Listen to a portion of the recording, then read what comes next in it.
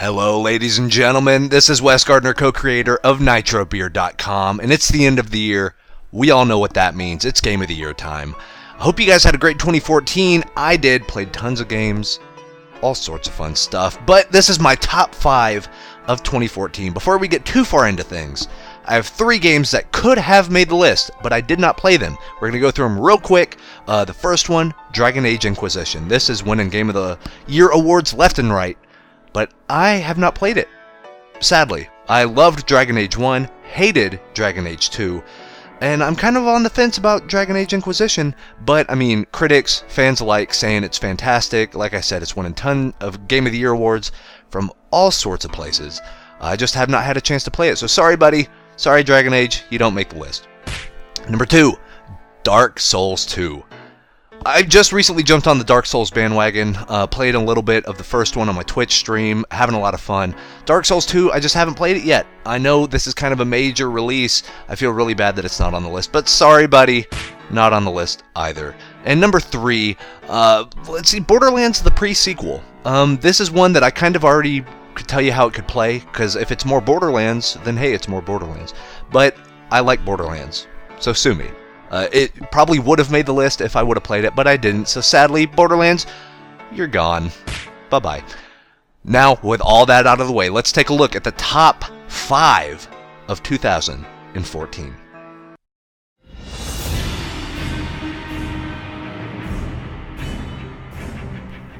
Number 5, Warcraft, Warlords of Draenor.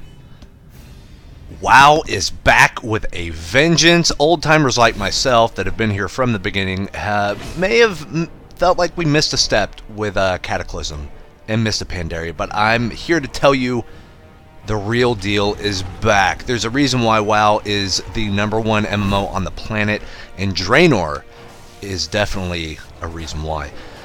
You got garrisons, which are player housing. You got new PvP. You got new PvE dungeons. They upped the level cap to level 100. They rebalanced and retweaked everything. All this crazy time travel is happening in the lore. What? Outland doesn't exist. We're going back to Draenor with the Iron Horde. What is going on here? But Blizzard's taking it very seriously. They kind of felt that they lost their big subscriber base, but now they're up right back at about the 10.5, 11 million mark. They're here to stay, man, but now's the perfect time to jump in if you've never played Warcraft before. And I will tell you, all of the kind of cynical old-timers like myself, now is a perfect time to return. Draenor is the real deal. Can't say it enough. Amazing, amazing expansion. Go buy it now. Number 4, Middle-earth, Shadow of Mordor. Okay, I'm a huge Lord of the Rings guy. My daughter's middle name is Shire, after all. And you know what? I could get behind some Assassin's Creed. So when you mix these two things, on the surface, it sounds a little trite. But then once you get in, once you play Shadow of Mordor, all bets are off, man. This game is incredible. It plays well. It feels perfect. You level up the main character.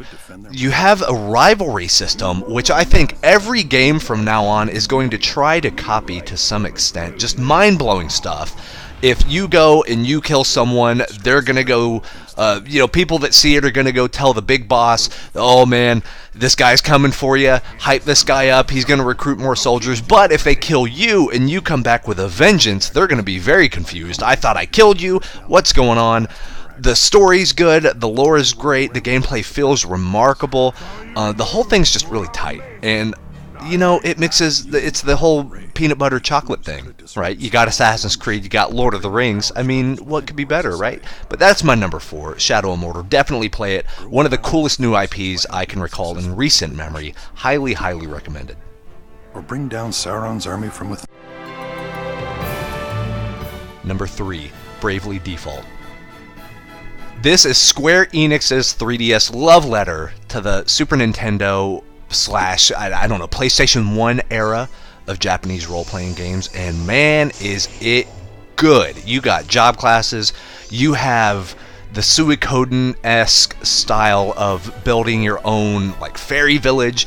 You can use the 3DS friend code system, the Street Pass system to recruit other players into your game to help out during tough boss fights. The Brave and Default system for the battle system make even the most mundane random encounters feel exciting, something you want to invest yourself in. The music's unbelievable. The graphics, I love the graphical style. It definitely reminds me of Tactics Ogre and Vagrant Story. Just, it's a joy to play. The ending, kind of missed the mark a little, but the journey to get there is unbelievable. Hoping they're going to be doing the Bravely Default 2 here in North America. It's just a perfect love letter. If you're a fan of Japanese role-playing games and you own a 3DS, buy this immediately. However, if you're a fan of Japanese role-playing games and do not own a 3DS, this is the thing to purchase. This is the must-buy, the system seller, whatever you want to call it. In my opinion, 3DS is the best console on the market right now, and Bravely Default is definitely one of the reasons why. I love it, love it, love it. It's like your favorite Super Nintendo JRPG that you never played. I'll put it that way. But yeah, highly recommended. I totally enjoy it.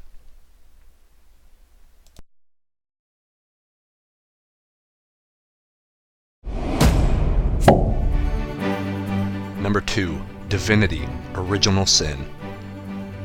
Larian Studios is extremely good simply because this is an example of a Kickstarter done right. And there's a lot to talk about in this game. If you're a fan of role-playing games of any sort, Japanese or computer role-playing games, or even tabletop stuff, like myself, then you're probably like me and just pining for the days of Icewind Dale, Baldur's Gate, Planescape Torment, the original isometric Fallout games, to where choices matter, dialogue mattered. Your character, its personality, actually influenced the world around it, and I can definitely say that Divinity: Original Sin completely gets it. It's a love letter. This year has been a lot of love letters, and Divinity is almost the perfect example of it. And it has co-op. The graphics look great. It's very bright. It's very colorful. The tactical battle system is very engaging. You use your environment around you. It's very much a problem-solving game. Whether you solve the problem through violence, whether you solve it through talking, whether you solve it through jokes, however you can think to make a difference, odds are very good the game is going to let you do it. For better or for worse, I'm not going to say your solution's going to be the best one or it's going to work. But that's also part of the appeal. You never really know what's going to happen in Divinity: Original Sin. Very highly recommended. Like I said, if you're a fan of that isometric Planescape Torment genre of role-playing game, Divinity's where it's at. I think it's... I want to say it's my favorite RPG of the year. You know, I mean, before this I said I didn't play Dragon Age Inquisition, so I don't know. I can't really say it, but I really want to say it. You know, I just love this game. So much fun. You can do anything. You can really go anywhere. Is it recommended to go somewhere where you're not leveled up enough? Definitely not. But you can do it. You have the option, and that's what is so great about the game, is the options. God, there's so much to say, but I also don't want to say it because you need to experience it. This is a game that you need to go, you need to love. You really need to sink your teeth into it. 100-hour playtime is probably going to barely scratch the surface on this bad boy. So block off a month of your calendar and just enjoy. Really sink in. This is what role-playing games are about. Just embrace yourself and like envelope yourself in all of the lore, all of the story, and the characterization. Make it come alive and make it yours. But that's why it's my number 2 game of the year. Can't recommend it highly enough. Divinity: Original Sin. Go buy it, buy it, buy it, please.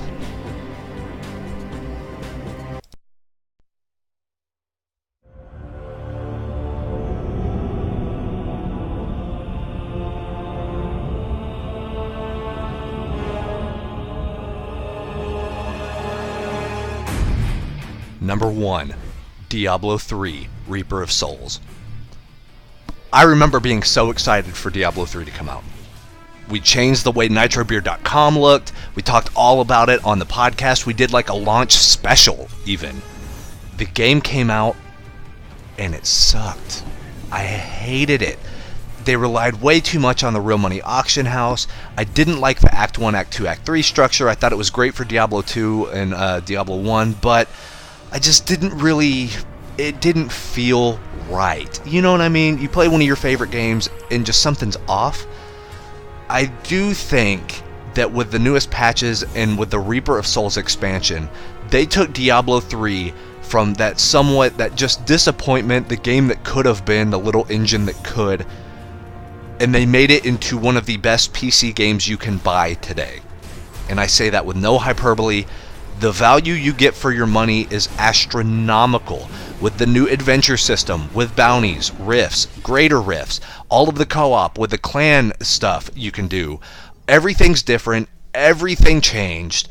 The game opens up entirely. They got rid of the real money auction house. Now you find the gear that you need inside the game instead of having to buy it with real or fake currency.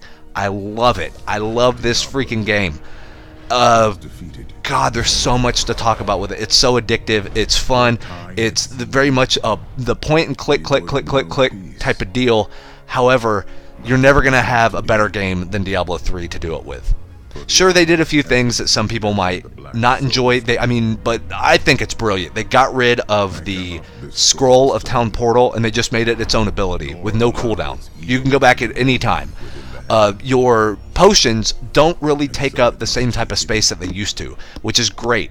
You can do transmogrification, so you can change the way you look, but have the better gear equipped. So just awesome stuff. It's all about customization. It's on how you play the game. The builds are great. You have many choices. You have your Paragon levels, so even after you hit level 70, you can level to infinity if you want to. There's so much to this game, guys. It's the best PC game of the year. I'll come out and say it right now. I love this game. It went from one of my biggest gaming disappointments of all time to one of the best PC games I've ever played, ever. This is a testament to Blizzard listening to the feedback, making the really tough choice of, we may have made a mistake, let's strip half of the game, let's open up the entirety of the game, let's make it fun again. And they did. And they deserve Game of the Year 2014. It's my number one. No ifs, ands, or buts. It was great when I made my list. I knew what number one was, but then 2 through 5 kind of fluctuated depending on the day. But number one stayed the same. It was Diablo 3, no question. I highly recommend it. If you do get Diablo 3, please get the Reaper of Souls expansion. No matter if you play it on PC, now it's out on consoles, you're going to love it. It plays well on a controller. I just can't recommend it enough. Get you and a buddy. You guys are going to lose months of your time. Oh man, I want to go play it right now. Oh my goodness. But yeah, that's my number one game of the year. No question. Diablo 3 Reaper of Souls. But yeah, go play it. Go buy it. Do it. You'll have a blast.